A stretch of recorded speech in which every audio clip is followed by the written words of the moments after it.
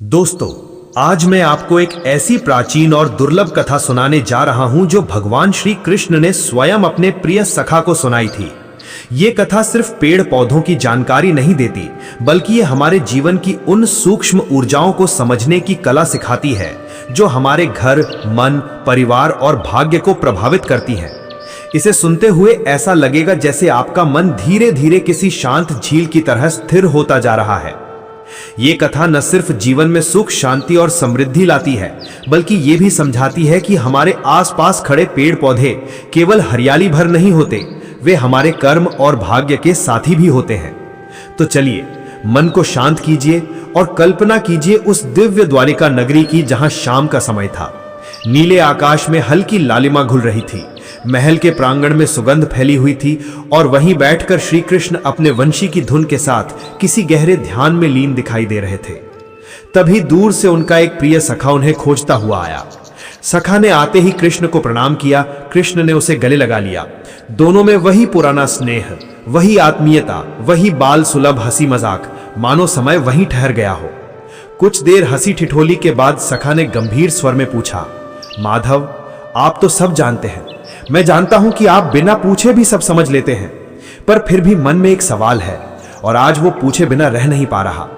हमारे घर के आसपास कौन से वृक्ष लगाने चाहिए जिससे घर में दरिद्रता न आए, रोग दूर रहे, कलह न हो और घर में सुख शांति बनी रहे? और कौन से पेड़ ऐसे हैं जिन्हें घर के पास लगाना अशुभ होता है? कृष्ण मुस्कुराए।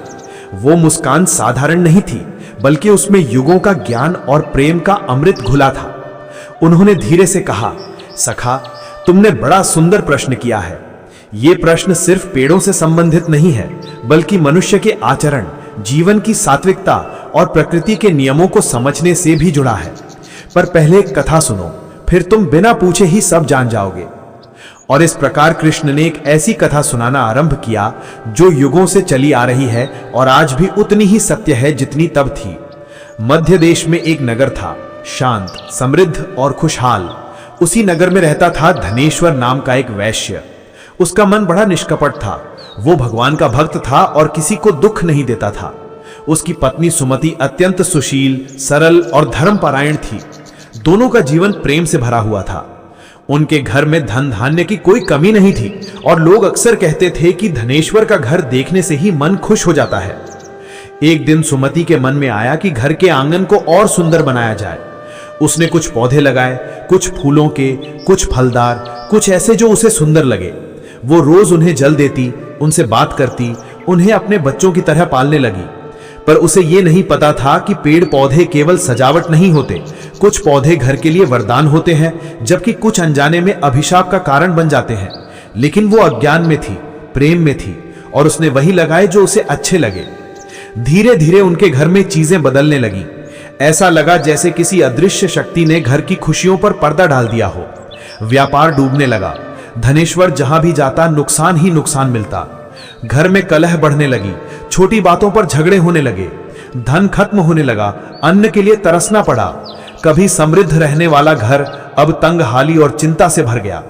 धनेश्वर गांव गांव नौकरी खोजता पर कहीं काम नहीं मिलता। सुमति रोते रोते कहती, नाथ, ऐसा क्या हुआ कि सब कुछ खत्म हो गया, कुछ तो कीजिए। तभी अचानक एक साधु उनके द्वार पर आ पहुंचे। उनका चेहरा तेज से चमक रहा था, आंखों में करुणा जैसे बह रही थी। धनेश्वर ने लज्जा से सिर झुकाते हुए कहा, महाराज, मेरे घर में आपको देने लायक कुछ नहीं है, फिर भी अगर आप आशीर्वाद दें तो मेरे जीवन का सारा भार हल्का हो जाएगा। साधु मुस्कुराए और बोले, वत्स, मुझे केवल 2 रोटी और थोड़ा विश्राम चाहिए, बस इतना ही काफी है। धनेश्वर के पास कुछ नहीं था, पर फिर भी वो पड़ोस के सेठ के घर गया, उधार मांगा और सुमति ने आंसू पहुंचते हुए प्रेम से भोजन बनाया। साधु ने अत्यंत संतोष से भोजन किया और फिर बोले, वत्स, तुम्हारा हृदय बड़ा पवित्र है, मांगो, क्या चाहिए? ये सुनकर धनेश्वर टूट पड़ा। वो रोते हुए बोला, महाराज, कौन सी गलती हुई है हमसे? कौन सा पाप हो गया हमसे जो हमारा सब कुछ नष्ट हो गया?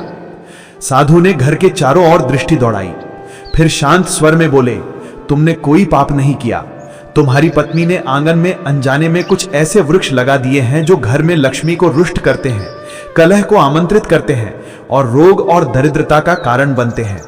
पहले उन्हें हटाओ, फिर उन शुभ वृक्षों को लगाओ जो घर की ऊर्जा को शुद्ध करते हैं और देवताओं को प्रसन्न करते हैं। साधु ने जो बातें कही वो कालजयी थीं, अमृत थीं और आज भी पूरी तरह सत्य है। उन्होंने समझाया कि कुछ वृक्ष घर में समृद्धि लाते हैं, जैसे नीम, अशोक, आंवला, बेल, पारिजात, और कुछ ऐसे हैं जो घर में रखे जाएं तो विपत्ति का कारण बनते हैं, जैसे आक, मदार, कांटेदार वृक्ष, सूखे पेड़ आदि। साधु ने अपनी बात पूरी की और जैसे आए थे वैसे ही एक पल में अंतर्धान हो गए। धनेश्वर और सुमति समझ गए कि ये कोई साधारण साधु नहीं थे, स्वयं भगवान किसी रूप में आए थे। उन्होंने बिना देर किए आंगन के अशुभ वृक्ष हटाए और शुभ वृक्ष लगाए। महीनों बाद घर का वातावरण बदलने लगा। व्यापार फिर से बढ़ा, प्रेम लौटा, धन धान्य लौट आया, कलह समाप्त हुई और घर में शांति का वास हो गया। लक्ष्मी जी की कृपा बरसने लगी। कृष्ण ने कथा समाप्त करते हुए अपने सखा से कहा, सखा, हमारे घर के पेड़ हमारे जीवन का दर्पण होते हैं। सही वृक्ष हमारे भाग्य को संवारते हैं और गलत वृक्ष हमारे सुख को छीन लेते हैं। प्रकृति का हर नियम सृष्टि का संतुलन बनाए रखने के लिए है। जो इसे समझ लेता है उसका जीवन सरल, शांत और समृद्ध हो जाता है। दोस्तों, ये कथा केवल पुरानी कहानी नहीं है, बल्कि ये हमारे जीवन के लिए एक सुंदर मार्गदर्शन है। आज ही अपने घर और आंगन पर नजर डालिए। यदि कोई पेड़ ऐसा हो जो घर के लिए ठीक न हो तो उसे प्रेम पूर्वक किसी खुले स्थान, मंदिर या दूर के किसी सुरक्षित स्थल पर लगा दीजिए। और यदि शुभ वृक्ष जैसे नीम, अशोक, बेल, आंवला या पारिजात लगाने का अवसर मिले तो अवश्य लगाइए। देखिएगा जीवन में कितनी बरकत, शांति और सकारात्मकता आती है। अगर ये कथा आपके मन को पसंद आई, दिल को छू गई तो इसे एक प्यारा सा लाइक जरूर कर दीजिए, चैनल को सब्सक्राइब कर लीजिए और घंटी दबाकर ऑल कर दीजिए, ताकि ऐसी दिव्य, प्रेरणादायी और आध्यात्मिक कथाएं सबसे पहले आपके पास पहुंचें। और कमेंट में जरूर बताइए आपके घर में कौन सा शुभ वृक्ष है या आप अब कौन सा पौधा लगाने वाले हैं। राधे राधे, हरिओम। फिर मिलेंगे एक नई दिव्य कथा के साथ।